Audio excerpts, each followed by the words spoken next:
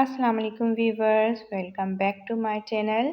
کیسے ہیں آپ سب لوگ؟ آج ہماری جو ریسیپی ہے وہ ہے مزیدار سی موسٹ فیوریٹ افطار کی چنا چاٹ، جو ہم افطار میں لازمی بناتے ہیں۔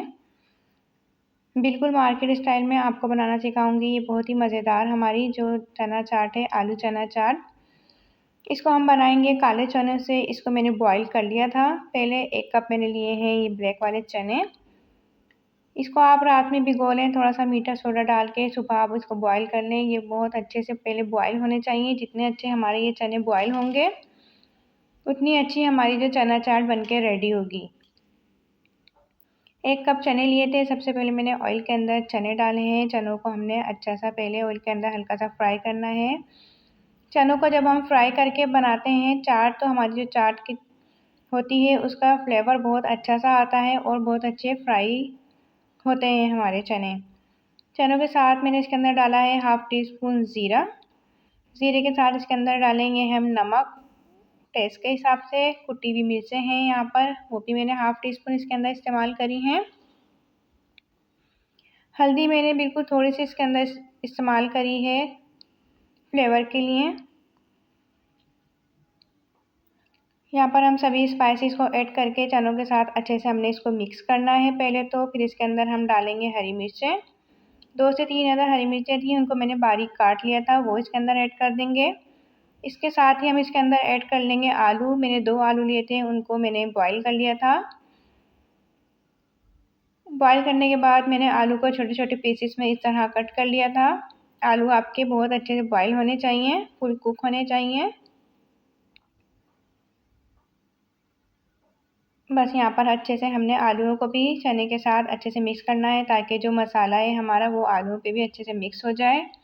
اس کے اوپر ڈالا ہے میں نے چاٹ مسالہ تقریباً 1/2 ٹی اسپون۔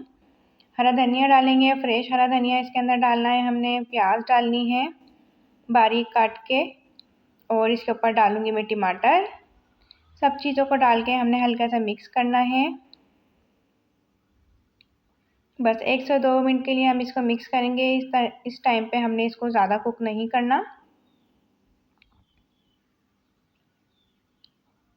بس ہمارا ٹماٹر اور پیاز جو ہے وہ اچھے سے مسالوں میں مکس ہو جائیں۔ پھر یہاں پر میں ڈالوں گی اس کے اندر املی کا پانی، تقریباً 1 سے 2 ٹیبل اسپون۔ آپ لیمن ڈالنا چاہیں تو وہ بھی اس کے اندر ایڈ کر سکتے ہیں۔ بس املی کا پانی ڈال کے ہم نے تھوڑا سا جو پانی ہے اس کا وہ خشک کر لینا ہے۔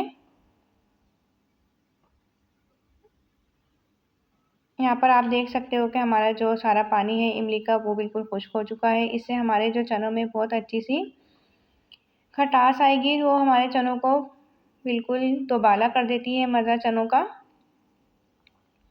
یہاں پر ہمارے جو چنے کی چاٹ ہے وہ بالکل کوک ہو چکی ہے۔ ہم اس کا فلیم جو ہے وہ آف کر دیں گے۔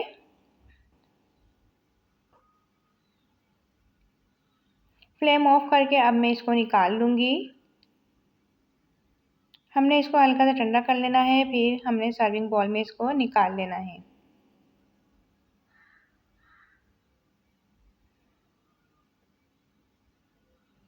بس یہاں پر میں نے اس کو نکال لیا ہے۔ اس کے اوپر تھوڑا سا جو میں نے ہرا دھنیا بچایا تھا لاسٹ کے لیے، وہ اس کے اندر اس ٹائم پہ میں ایڈ کروں گی، اور تھوڑی سی پیاز اس کے اندر ایڈ کر دیں گے ہم۔ اس کے اوپر آپ ڈالنا چاہیں تو ہلکا سا چاٹ مسالہ اینڈ میں آپ اس کے اوپر ڈال سکتے ہیں۔ مزیدار سی ہماری چاٹ جو ہے بالکل ریڈی ہو گئی ہے۔ اگر آپ کو ویڈیو اچھی لگے تو لائک کریں، چینل کو سبسکرائب کریں۔ تھینک یو، اللہ حافظ۔